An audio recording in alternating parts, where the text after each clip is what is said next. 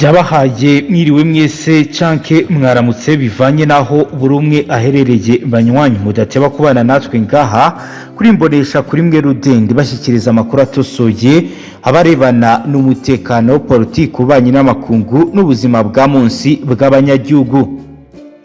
Turi kuri uyu munsi wa mbere w'indwi ni kwigenekerezo rya 21 mukakaro 2025 aho tugiye kurabira hamwe ibyabereye neza mu gisagara cya Uvira no mu nkengero zaho. Turaza kubabwira ibijyanye n'ibyabereye mu gace kitwa Rurambo, bikaba rero bijyanye n'ibikomeje kugenda biba bijyanye no kwitegura imirwano. Turaza kandi kubabwira operasiyo ikaze yakozwe n'igisirikare cy'u Burundi mu bice bitandukanye bya Rurambo. Turabwira kandi biri kubera ahitwa Gitogota mu ntera y'ibirometero 10 uvuye Kamanyora. Turaza kandi kubabwira ibijyanye na position de artillerie légale ziriko zirashyirwa mu bice bitandukanye.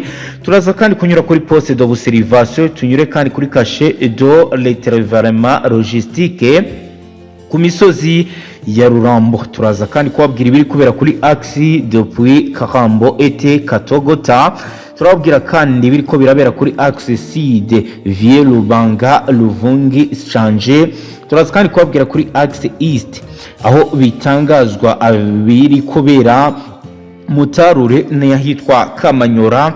Turaza kandi kubabwira utilisation des armées ordre et neutralisation zirimo CRT 55 véhicules blindés de transport troupes, ndetse turaza kubabwira ibijyanye n'ibiri kubera Rubirizi na ugana Rurambo aho bigaragara ko hamaze gushyirwa mitrailleuses nyinshi, ndetse bikanavugwa ko hari bimwe mu bikoresho bya gisirikare byahazanwe. Turaza kandi kubabwira ibijyanye na opération zirimo assault frontière coordonnée, reconnaissance tactique, neutralisation objectif stratégique, unité de réaction rapide, tri de couverture n'ibindi biriko biribonekeza.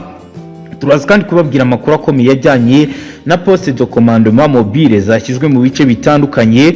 Turaza kandi kubabwira n'ibiriko biragenda bibera mu Rurambo werekeza Katembe ku ishyamba rya Runingu, ndetse turanababwire ibiriko biragenda bitugeraho bituruka mu nkengero z'igisagara cya Uvira. Abanywanyi ni muze tubane kuri page ikomeye yanditseho amakuru akomakomeye agezweho ku mirongo y'imbere y'urugamba. Kandi niba ari ubwa mbere dukurikiye usonde sabone, uraba wiyongereye mu batazongera gucikwa n'ibiganiro n'amakuru tugenda tubashyikiriza ngaha byibanda cyane kuri politiki, umutekano ubanye n'amakungu n'ubuzima bwa munsi bw'abanyagihugu. Reka twinjire mu buryo buramvuye mu makuru yacu tubabwira uko ibintu bihagaze. Turahera mu nkengero z'igisagara cya Uvira cyane cyane mu gace ka Rurambo habera igikorwa cya gisirikare gikomakomeye cyakozwe n'igisirikare cy'u Burundi gifatanyije na FARDC.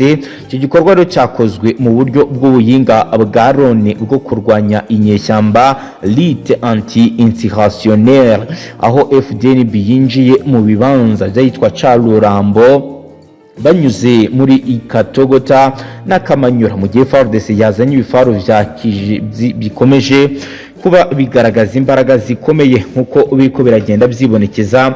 Inyeshyamba nyinshi zaciye zita ibirwanisho bitari bike, ibindi birafatwa. Hafashwe kandi amaradiyo, ibikoresho bya GPS hamwe n'amakarita yerekana inzira abashaka kunyuramo. FDNB yasubukuye bimwe mu bice bitandukanye yirukanamo, ndetse ihashinga ibirindiro byabo, aho bivugwa ko mu bice by'ahitwa Katembe werekeza Rurambo ahangaha izasarambwe zamaze kuba zahavanwa. Mu gihe kandi mu bivuga ko FARDC iri kwagura inzira zijabuka zigana Runingu Ruvungi nk'uko amakuru adushyikira ngaha abisigura mu buryo butosoye. Reka dukomeze tubabwire uko ibintu bimeze. Oro mu gihe umutekano wari umaze iminsi uhangayikishije abaturage bo mu bice bya Uvira, Gatogota na Kavimvira, hafashwe icyemezo gikomeye cy'uko ihakorwa igikorwa cya gisirikare gikurwa mu buryo budasanzwe bigizwemo uruhare rukomeye n'igisirikare cy'u Burundi. Biravuga ko rero kugeza ubu mu nkengero z'ahitwa Rurambo mu ntera y'ibirometero bike uvuye Ikamanyora hari igikorwa cy'ibanze cyabereye muri ibi bice. Bikaba rero bivuga ko ibi bizakozwe nyuma y'uko hubatswe ibirindiro bikomeye byiswe poste de commandement avance, aho abayobozi bayoboye urugamba bari, bakaba rero bahashyize n'ibikoresho bihambaye by'itumanaho bifite ubuhinga bwa none.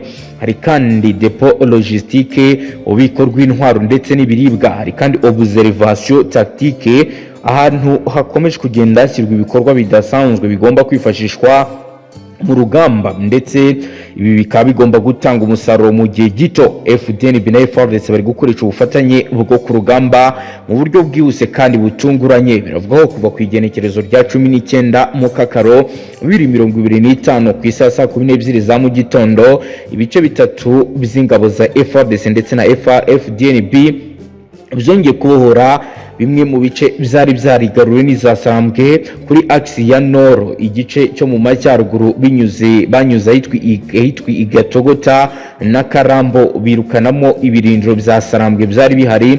Ni mu gihe kandi bitanzwe kuri axe Sud bibanyuze Iruvunge, bayikomereza Mutarure bakomeza Rubangu. Aha hose izasarambwe zirahavanwa. Biravugaho kandi kuri axe ya East bikomeje kugenda bigaragara ko banyuze mu bice bya Kamanyora na Bwegera. Aha bongera kwasubiza mu ruhande rwa leta hakoreshejwe uburyo buzwi nka assault frontière coordonnée, igitero gikozwe n'abasirikare benshi bateye icyarimwe banyuze ku ruhande rumwe. Biro ni byatanze umusaruro. Biravuga ko kandi ari gukoreshwa mu wavre de continuellement, gucengera umwanzi unyuze mu mpande ugasatira atari, mbetse bikaba mu buryo bwo kumutungura. Hari kandi tiré de situation gukura ibi bikaba rero bijyanye n'amasasu menshi yagiye agaragara muri ibi bice. FARDC yazanye ibifaru by'intambara Sherte 55 hamwe na véhicule blindé de transport de troupes, imodoka z'igisirikare zirinda abasirikare amasasu.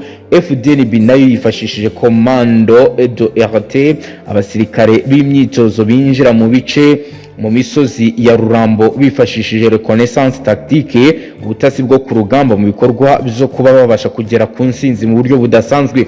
Hari kwifashishwa kandi radio de compagnie, ibikoresho by'itumanaho ndetse na APF, inkunga yo kurasa amasasa aturutse inyuma ku rugamba, aho rero bazanye imbunda z'umusada zirenze izo bari basanzwe bifashisha. FDNB biravuga ko yafashe intwaro 14 zo mu bwoko bwa AK-47, ibisasu bya RPG lance roquettes bigera kuri 3, radio ebyiri zikoreshwa mu itumanaho ry'ibanga crypté, amakarita yerekana imihanda inyeshyamba zakoreshaga, by'umwihariko agaragaza operation zateguwe mu bice bya Shanje ndetse na Ruvungi. Nk'uko amakuru adushyikira bisobanura, izasarambwe zatakaje ibikoresho byinshi, zanataye imyanya bari bafite bagenzura. Abasirikare bavuga ko ari benshi bizasarambwe, bavuga ko rero bakomeretse, ndetse urugamba rukaba rwabaye rubi cyane kuko FDNB yabikoze nyuma y'uko yari imaze iminsi yambuwe nayo ibindi bice bitandukanye hafi ya Rurambo. Uko rero bikomeje kugenda bivugwa, biravuga ko ibi biri kugenda bikorwa bitandukanye n'ibyigeze bibaho. FDNB kuri ngo yashyizeho poste avance, ibirindiro bihoraho i Rurambo, mu gihe FARDC ikomeje surveillance aérienne, igenzura ikirere yifashe drone, intelligence surveillance et reconnaissance.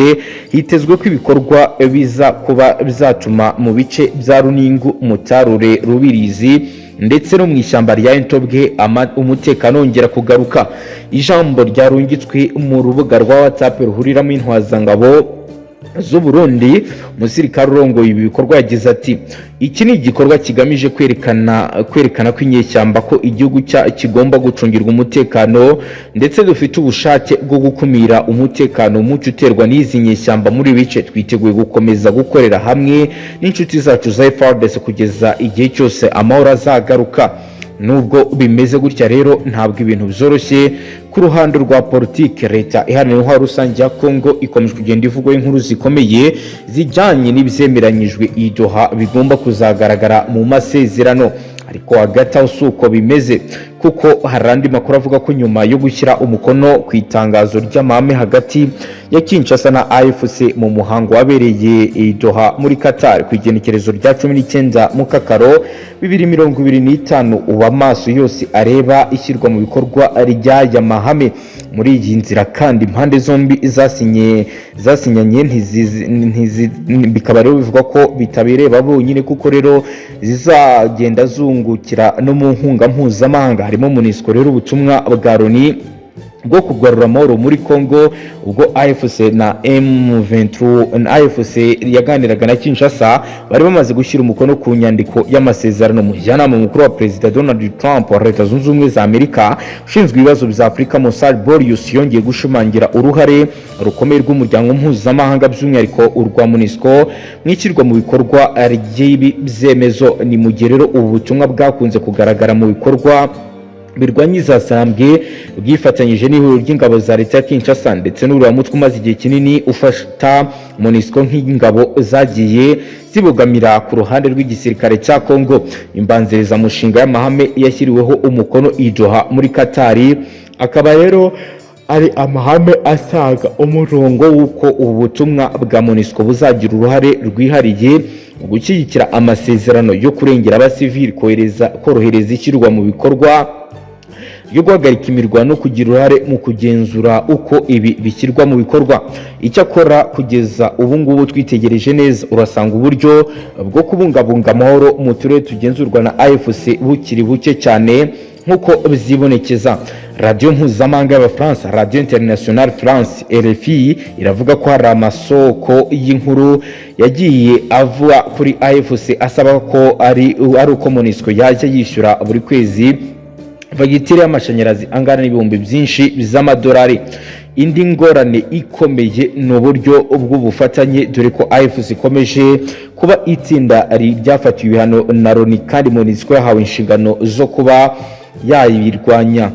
Uku kwivuguruza gukomeye mu guha inshingano MONUSCO bizagora ubufatanye ubwo ari bwo bwose, bitewe n'uko AFC itizera buriya butumwa bwa Loni. Nubwo rero mu kwezi bamaze gushyira nubwo rero ukwezi kumaze gushyira hashyizweho itsinda rishinzwe kugerageza gukurikirana niba izi nzitizi ndetse no koroshya ubutumwa bwa Loni mu mikoranire y'impande zirebwa n'ibi byemezo. Ni mu gihe rero MONUSCO nayo yashimye bikomeye ibijyanye n'ayo masezerano yashyizweho umukono. Biciye rero ku bayobozi muri MONUSCO bagize icyo batangaza, nabyo reka tubirebe.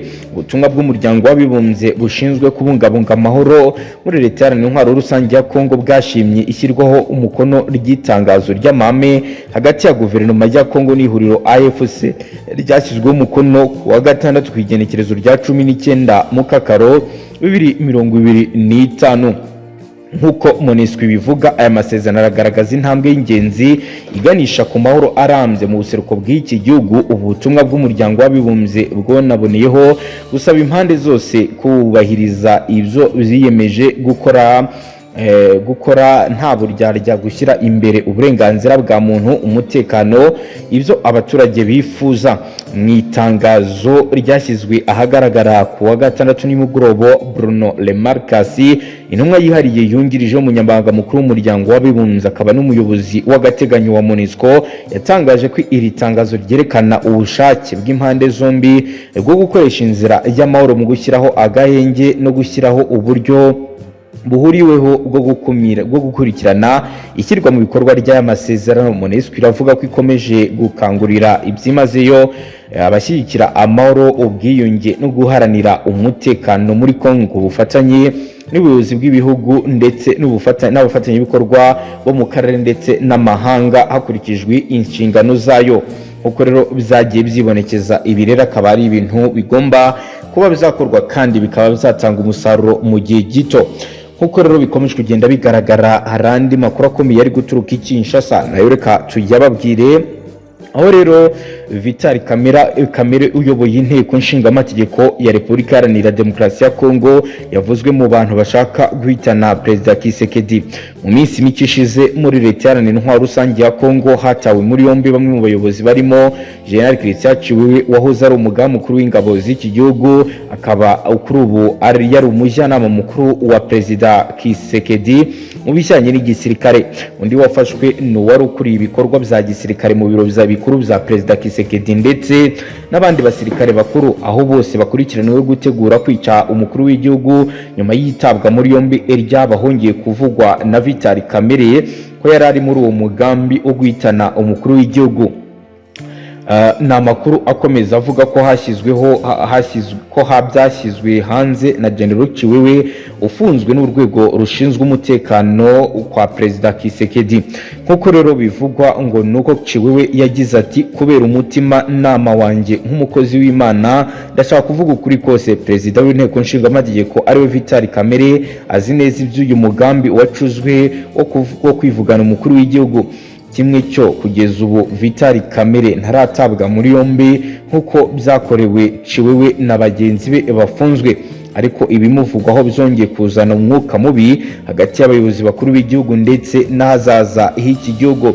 Si ibyo gusa kuko kandi aya makuru yateye impungenge mu ibihugu bitandukanye agaragaza ukuntu rero kuri ubu uyu mugabo Tshisekedi bose mu bo bari basanzwe bakorana bahindukiye bakaba bari kumugambanira. Ibizatunguye abatari bake, dore ko uyu Christian Chiwewe Songesha ni umwe mu bantu benshi bari bazi ko ari inkoramutima bikomeye ya Tshisekedi Chilombo, bikaba zaratunguranye kumwumva mu mugambi wo gushaka kwivugana uyu mugabo bakoranye by'igihe kirekire. Ntibiramenyekana uko ibintu biri buze kuba byohera, ariko kuri ubu benshi mu bakurikiranira hafi biba baravuga ko hakenewe izindi mbaraga mu rugendo rwo kurangiza ibibazo bikomeje kuba byagaragara.